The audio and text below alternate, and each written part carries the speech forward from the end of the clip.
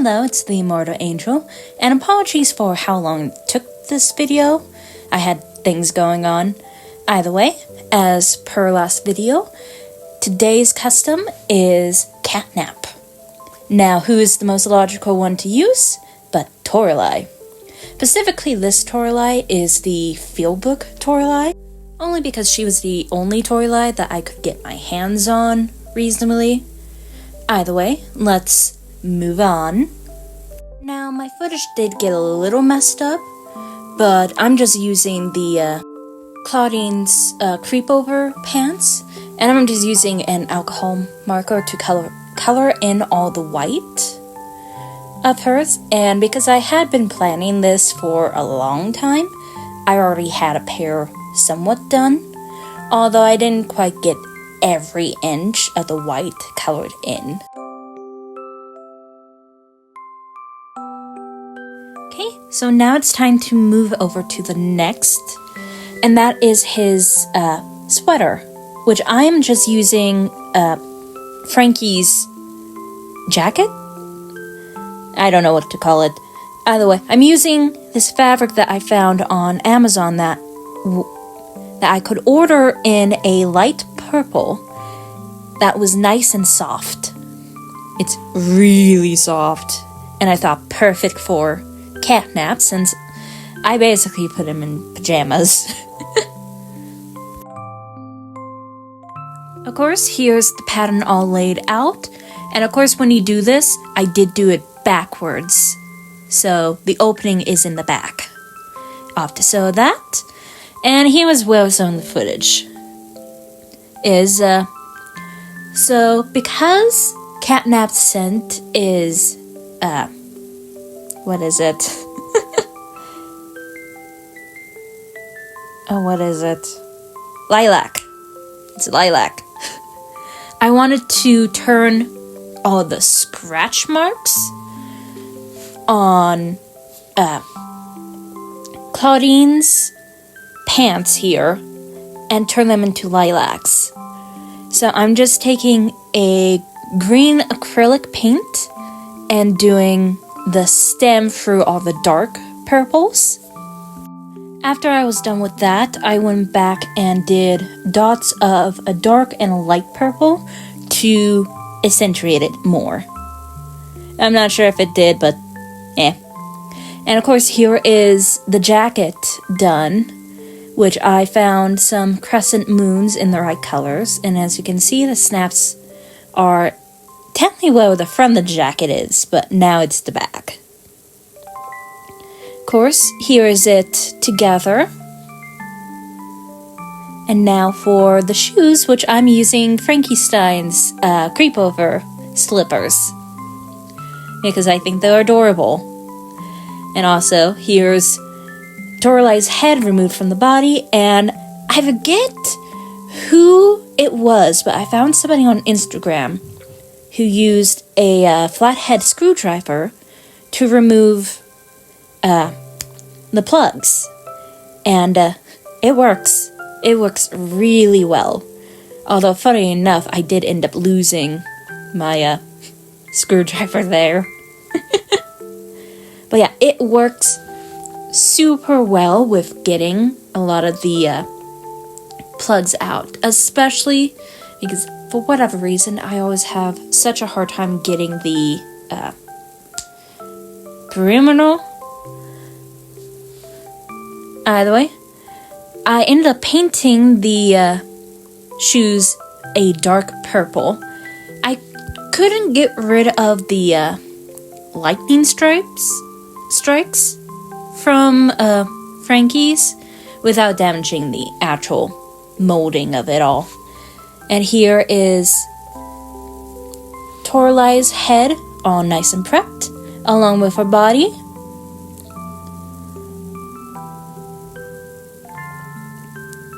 And then I am sanding down her bust.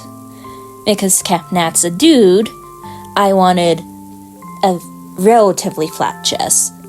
Although you could try to cut it off with an X-Acto knife or whatever you call the drill thing.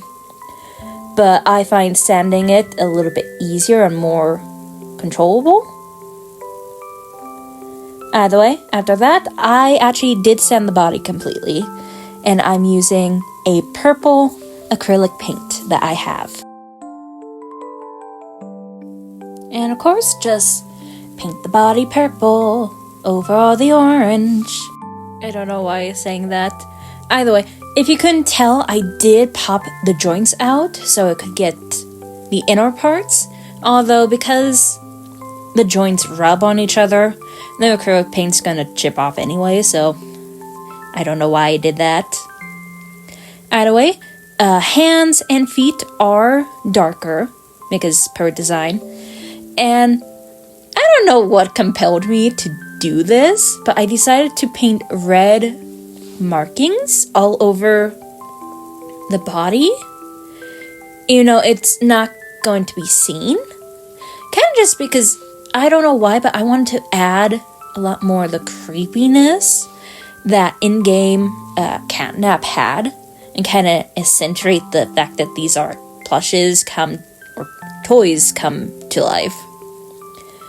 And plus I also want to add more red because, you know, red gas or red smoke. And there's the head painted purple with darker inner ears, and I painted the scalp black. Again, I added red to his ears, as I thought I think I was going for like piercings on his ears, which I was going to add more with actual earrings, but the paint kind of made it a lot bigger. And yes, I'm using yarn again to reroute. I added a purple in there. So yeah, just brushing them out. Cat hair or cat comb, pet brush. It's called a pet brush. And I like to, when I do this as a reroute, I prefer to do it in little chunks. So I will plug the perimeters, brush it out, and then straighten it, which I couldn't get the straightener into the camera. But I did end up buying a small straightener for the dolls to only be used for my dolls. Either way, after I was done being straightened, I went in and started to add all the purple throughout his hair. Most of it is sequenced in his part, but I did stick a few around his head altogether. And this is what it looked like at the end. I had issues, a lot of issues. Especially trying to keep it all apart and trying to come through without ruining what was left. And I am really bad at judging how thick area is going to be. Oh yeah, and the ears. The ears were fun. Either way, that all completely rooted and sleeked. And of course, here is the body all done. And just putting the head back on. Okay, and here is him after I did a sealant. And I added purple to try to do some shading, especially under the eye. But I don't know if it was just the purple that I used was so close to the actual skin tone that I just couldn't tell if it was actually doing anything. I even added red in there. And look what I have! I finally decided to buy watercolor pencils. And they do work. And I didn't really have an issue with them, with them trying to tear off the paint. Which I don't know if it's just my sealant that did it, or if they'll just that way. Either way, and this is kind of when I noticed a interesting thing with Torlei's mold when I was doing her lips, his lips. She has a smirk. I never noticed that Torlei even had a stinking smirk. And this is like my second time using a Torlai. And I never noticed that on the first one that I did. Either way. So purple paint to accentuate his lips. Yellow for the eyes. And of course, black little nose. And I tried making him look sleepy by having smaller eyes, but I think it just made him look Asian. Which I did not mean to do. Even more so with the eyeliner.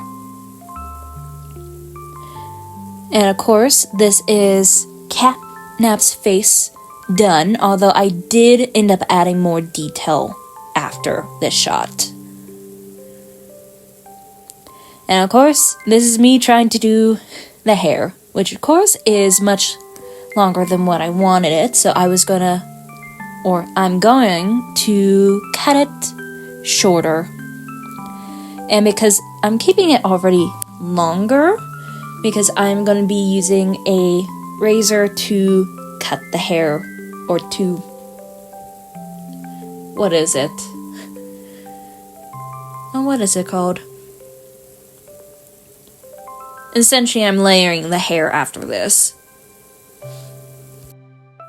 Now, this is when I started to try to layer his hair. Although it is very difficult trying to get this in camera, especially with me. Honestly, I should be doing this on the opposite side.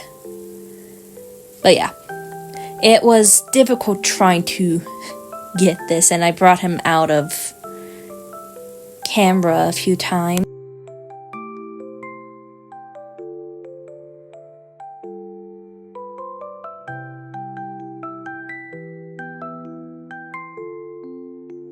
After I was somewhat satisfied, I tried curling his hair with a metal chopstick.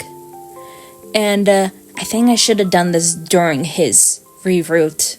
I should have done all of this during the reroute. Because I could not get the hair to separate enough to allow me to do small curls.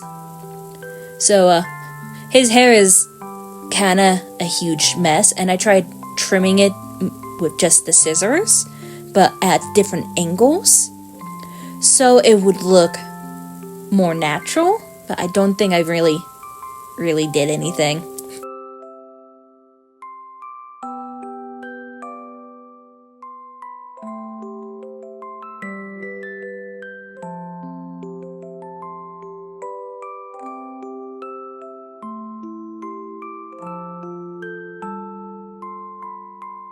Despite my own shortcomings, I do really like CatNap, and I do think Dog Day certainly doesn't like having his friend back.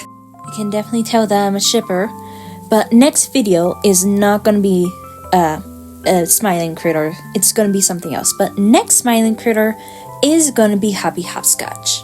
Either way, see you next time!